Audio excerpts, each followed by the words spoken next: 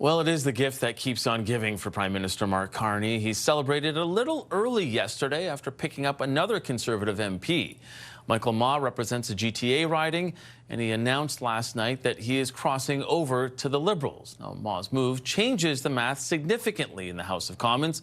It brings Carney one step closer to that majority government, and that comes 1 month before Conservative leader Pierre Poilievre faces a party leadership vote review. Joining us now to look at how this could impact public opinion is CTV's pollster of record, Nik Nanos. He's also the founder and chief data scientist of Nanos Research and newly invested member Yes. of the Order of Canada. Congratulations on that, by the way. Thanks, Mike. Your last poll, when he was looking at party support, had them at about a dead heat, 39-38. How do you think this floor crosser moves those numbers, if at all? Well, you know, the thing is something like this is not good for Pierre Poilievre. It helps Mark Carney. And, you know, I think for the Conservatives, Michael, remember like Monty Python, the Black Knight? You know, he gets his arm cut off and there's blood spurting out. Just a flesh wound. It's just a flesh wound.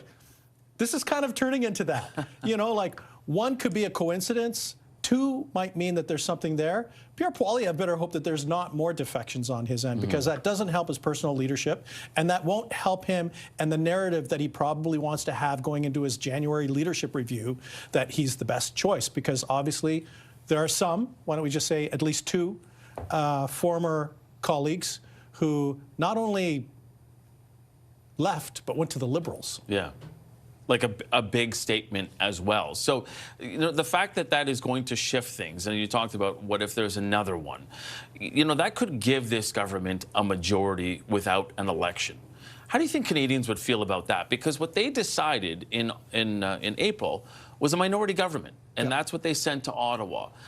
How would that affect how Canadians feel if they get a majority by defection only? I think if you happen to be a supporter of the Conservatives, there's probably blue steam coming out of your ears, thinking that, you know, Canadians didn't vote for a majority government and now the Liberals have one.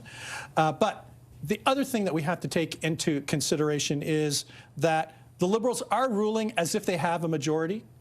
The other thing is they're dealing with Donald Trump. Having a little more stability in the House of Commons, some could argue, is probably better for Canada. And maybe having a really weak or fragile majority government might be the best of both worlds. And that said, you know what? We poll Canadians and ask them if they want an election. The usual default answer is no, unless necessary. Right. How does it affect the preferred prime minister numbers? Because that is something that you've been polling on, and we've seen Mark Carney really stretch out his lead over Pierre Poilievre. Do you think that this boosts it even more? Well, it's not going to hurt Mark Carney for sure. You know, the thing is when we look at the preferred prime minister numbers, you can see that, you know, Mark Carney has upwards of a 20 to 22 point advantage over Pierre Poilievre. That's a massive advantage. Like maybe one way to look at this is like a personality deficit for Pierre Poilievre. And, you know, for Pierre Poilievre, good news for him is closing the gap with Mark Carney as a prime minister in waiting. Bad news is to continue to trail. And, you know, the thing is from day one, Mike, Pierre Poilievre has trailed Mark Carney since the last election, coming out of the last election, when it comes to the preferred prime minister numbers and leadership.